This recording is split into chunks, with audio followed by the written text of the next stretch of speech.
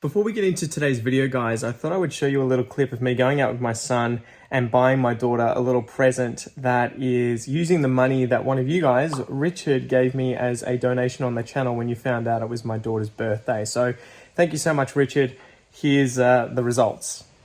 Okay, so we're heading out to Bunnings to look for a sort of plastic tank to put water in so that I can water my cacti more easily.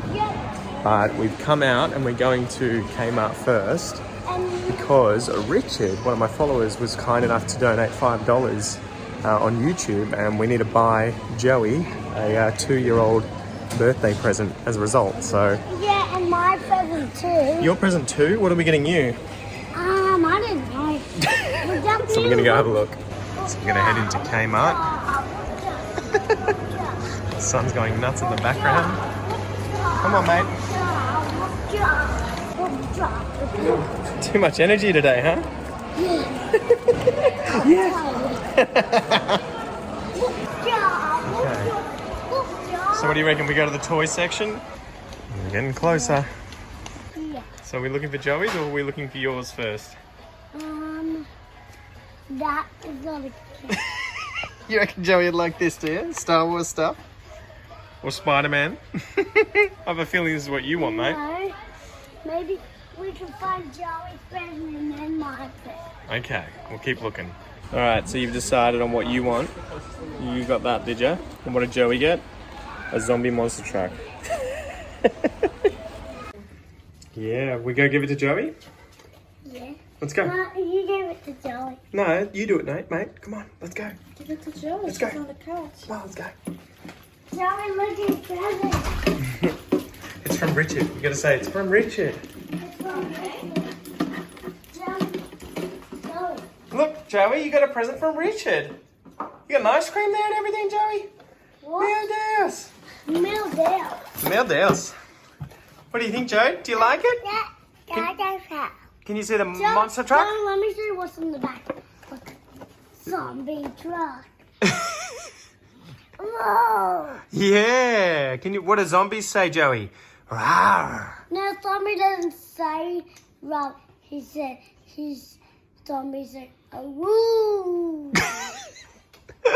Can you say thanks for getting my sister a present, Richard?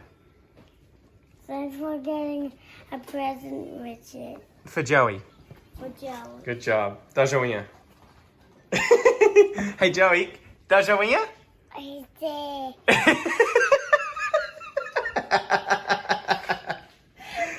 There you go, Jojo. Pull it out. Where's your car, Joey? Where's your car? Where is it? You got it? Whoa. No more car. Yeah? Okay. No more car. No more car? You gonna look at it? No more car. Can you show me your car, Joey? Me mostra seu carro. Bye.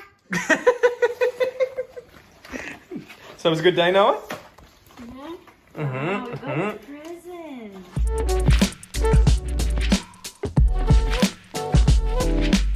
G'day you mob, how's it going? Welcome to this episode of Pete vs Plants. I am Pete, the plants will be on the screen shortly, and this is Peaches. High five? Get away from me.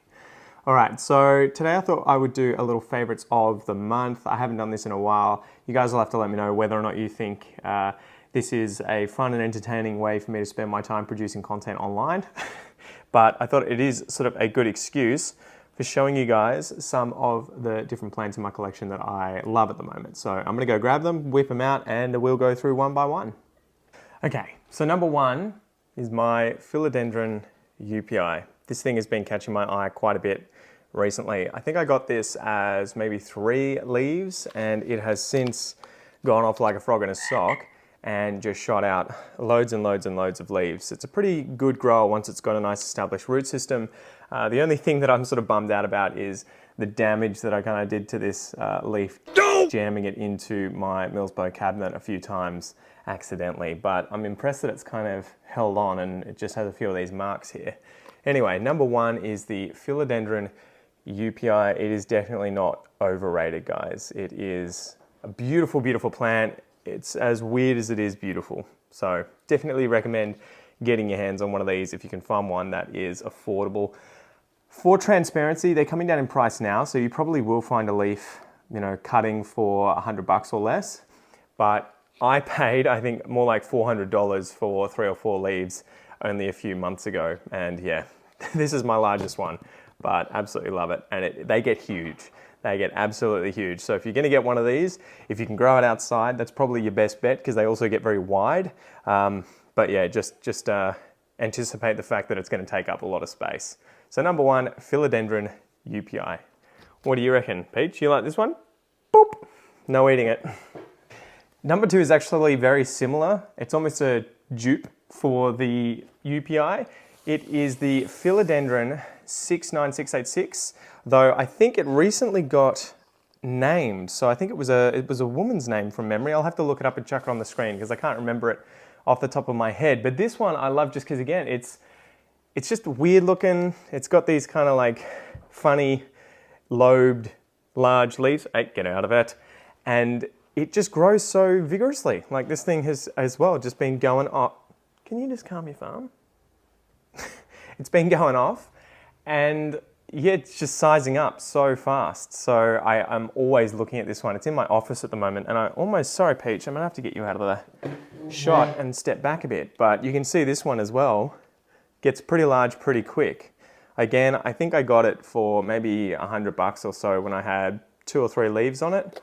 The smallest one being this size, and since then, over the last probably 4 months, it has pushed out probably at least 1 leaf a month. It's faster than the Upi. It's a pretty quick philodendron to size up and grow.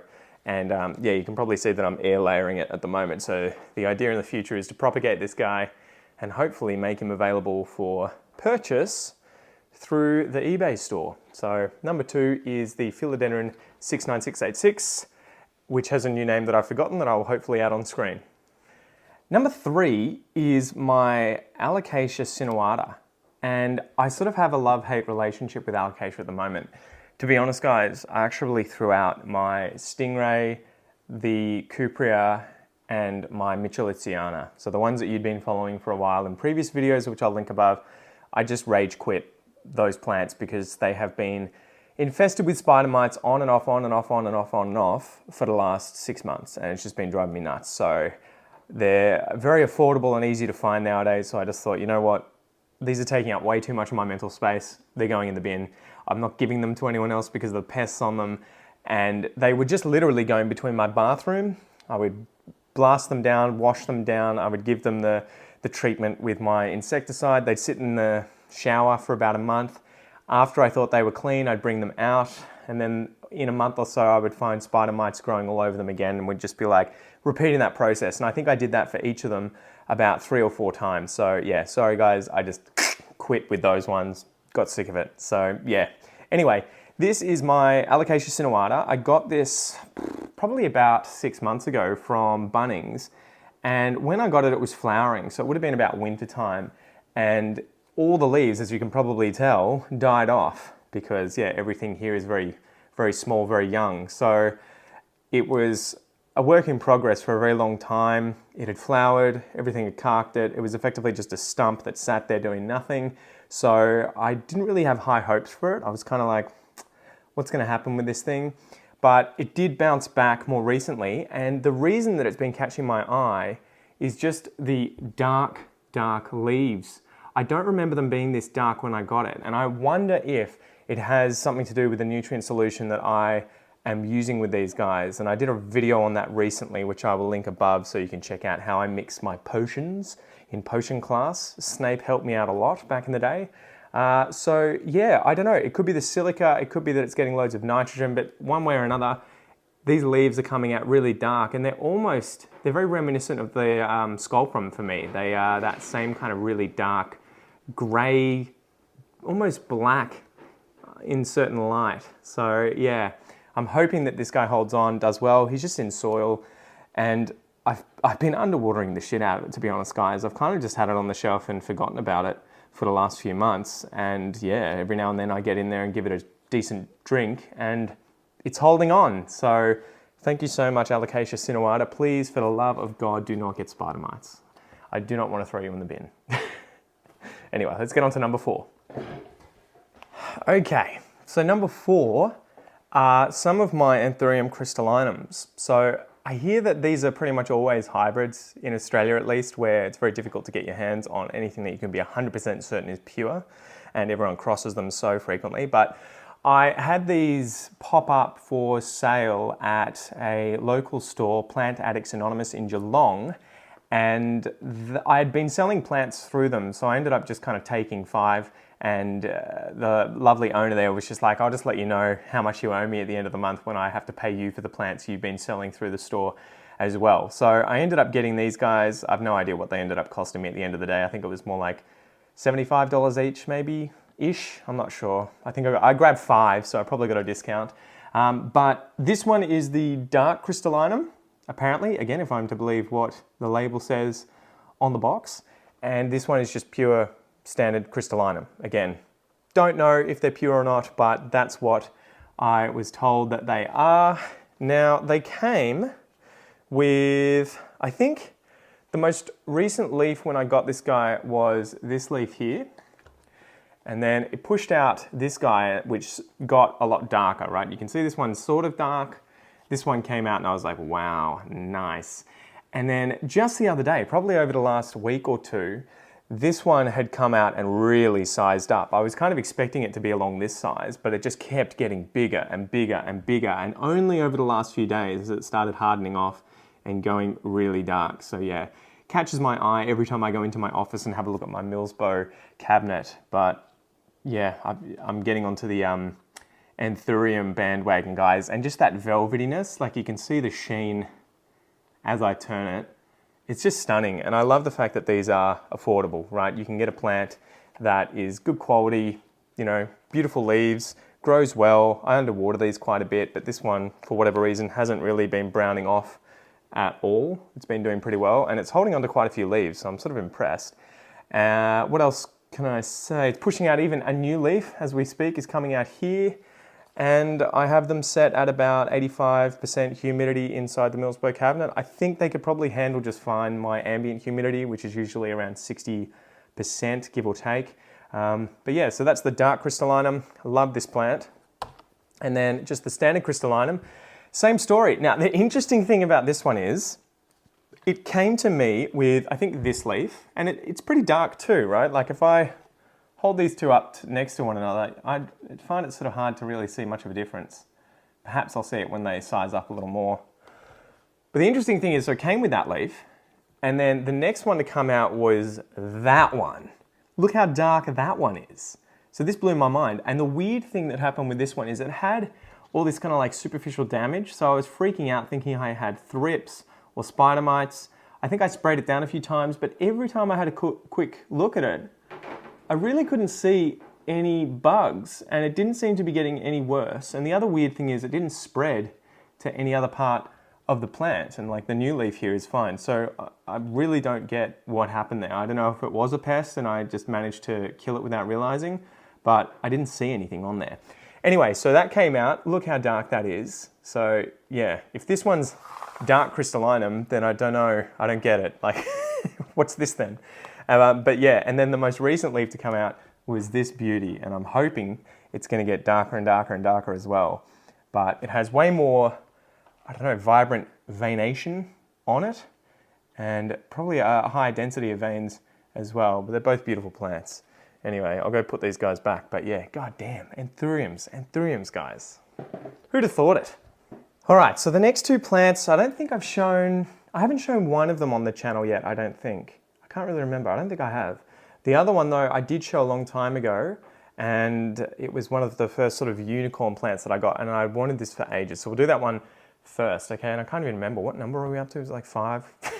So this is my Variegated Silver Sword, and it was kind of a little lackluster. Like, it came in with quite a bit of variegation on it, I thought, and I was like, yeah, I'll lash out and see how this one does.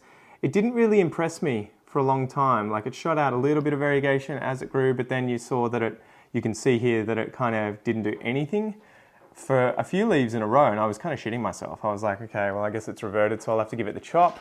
You know, that was coming out then. But then, look at this.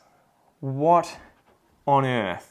Like, that blew my mind when that guy came out. I was just like, okay, so it's clearly stable, the variegation I imagine, and even if you get the old green leaf, it's not going to be too bad.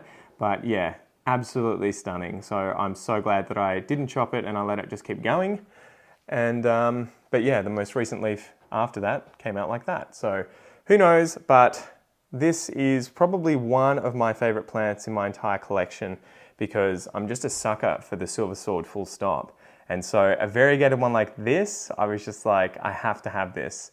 And yeah, took the chance on it coming out like this. I just wish this was consistent, right? If it was like a Philodendron domesticum, a variegated one of those, where it's almost always huge amounts of variegation, you know, it would just be the best plant ever. So there you go, the variegated silver sword.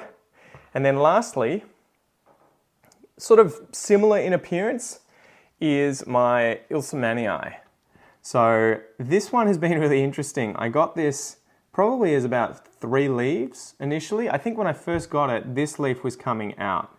And the variegation on these is just absolutely beautiful when they are highly variegated like this. The most recent leaves have kind of, you know, been a bit of a downer and done this, so that's interesting.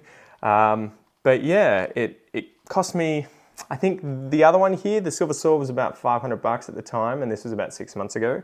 And I think I got this one for about $500 too as a small cutting, which was an amazing deal at the time where ilsemanii were going for thousands of dollars typically. So I was dying to get my hands on one of these guys, and yeah, I really, really want to get this guy to climb up a pole. I just need to take some more cuttings so that I can sell them off and have it pay for itself. You okay? You like ilsemanii too? And then we'll have to just get it on pole and get it large. But there was one for sale that was, you know, quite big.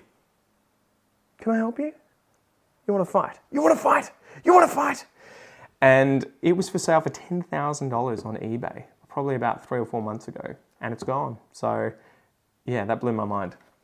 Anyway, the last one I have here is the ilsemanii. I hope you guys overseas will be able to get your hands on these soon. Apparently these guys originated in Australia. I don't know what the deal is, if someone had just a standard green form and it just spontaneously variegated or whatever, but yeah, it's a beautiful plant. I know they're hard to get overseas and they're very expensive, but hopefully they're coming in tissue culture and you'll be able to get your hands on them for a cheaper price very soon. The last little interesting thing here, I had one of those inchworming issues with the leaf down here. You can probably see that it's snapped, but I ended up letting it out of its sheath just before the leaf here completely snapped in half. And I thought, I'll just let it do its thing and see what happens.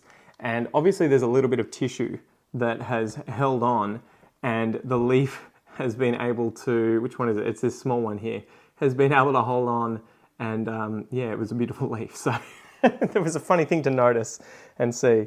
And I also have a little pup kind of coming out here. So this guy obviously was taken as a cutting, and there must have been multiple nodes that activated. So I'll probably harvest this one at some point, take some cuttings off it. Actually, there are 2 or 3 pups in there, so that's pretty cool. But yeah, it's been doing well in hydro. And the black, everything you can see here is fungus, the mycorrhizal fungus, the beneficial fungus, and algae. But I kind of just let it do its thing, and the roots are still very healthy, and the plant seems to be very happy, and yeah. So there you go. So that's it for today, guys. Hopefully you've enjoyed this video. If you want me to do more of these, if you want me to try and do 1 a month, let me know. In the meantime, go check out this video next, and I'll see you there. Catch ya. Peach, say bye.